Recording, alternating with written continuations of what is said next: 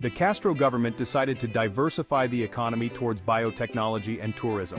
The latter surpassed the Cuban sugar industry as its main source of income in 1995.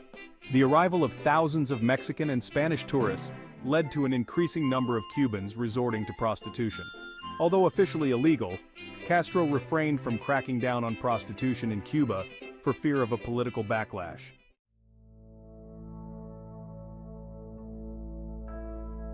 Economic hardship led many Cubans to turn to religion, both in the forms of Roman Catholicism and the syncretic faith of Santeria. Although he had long considered religious belief to be backward, Castro softened his stance toward the church and religious institutions. He recognized the psychological comfort they could provide, and religious people were for the first time allowed to join the Communist Party.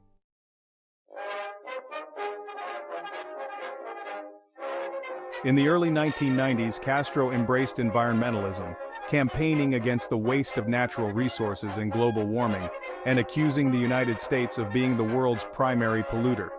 His government's environmental policies would prove very effective. In 2006, Cuba was the only nation in the world that met the Worldwide Fund for Nature's definition of sustainable development, with an ecological footprint of less than 1.8 hectares per capita and a human development index of more than 0.8 for 2007. Similarly, Castro also became a proponent of the anti-globalization movement. He criticized U.S. global hegemony and the control exerted by multinational corporations.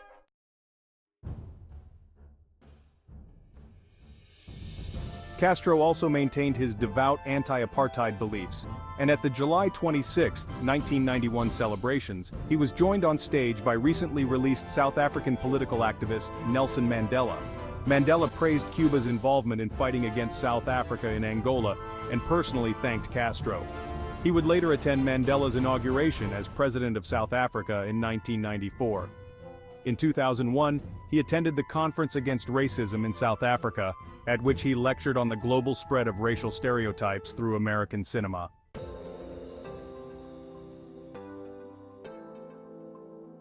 Castro meets with center-left Brazilian President Lula da Silva, a leader of the Pink Tide.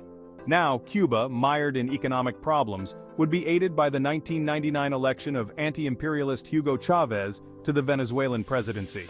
In the year 2000, Castro and Chavez signed an agreement by which Cuba would send 20,000 medics to Venezuela, in return receiving 53,000 barrels of oil a day at preferential rates.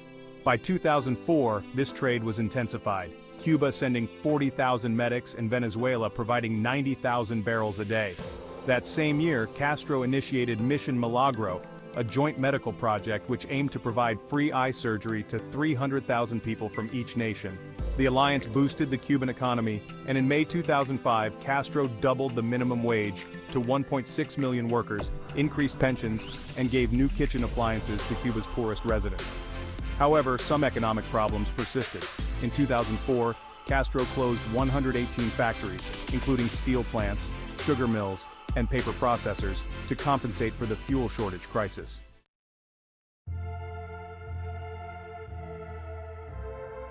Evo Morales of Bolivia described him as the grandfather of all Latin American revolutionaries.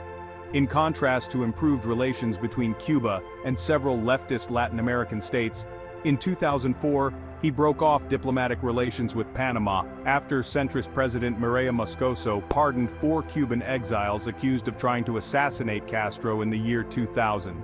Diplomatic ties were restored in 2005 following the election of leftist President Martin Torrijos.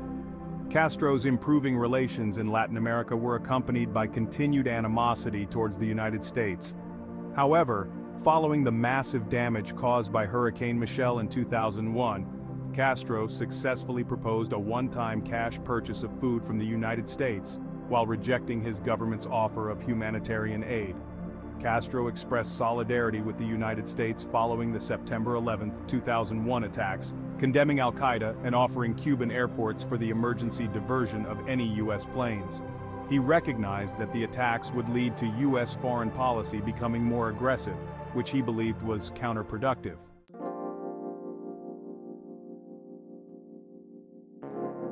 At a summit of 16 Caribbean countries in 1998, Castro called for regional unity, saying that only strengthened cooperation between Caribbean countries would prevent their domination by wealthy nations in a global economy.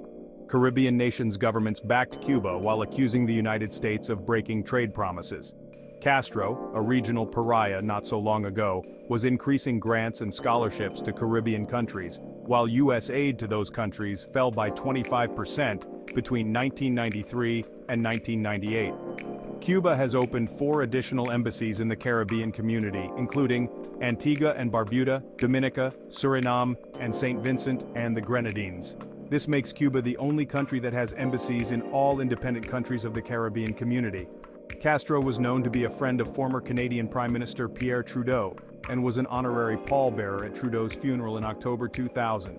They had continued their friendship after Trudeau left office until his death.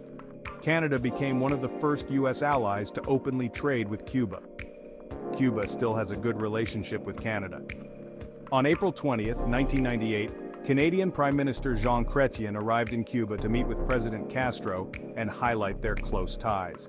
In 2003, a wave of arrests of dissidents known as the Black Spring of Cuba breaks out.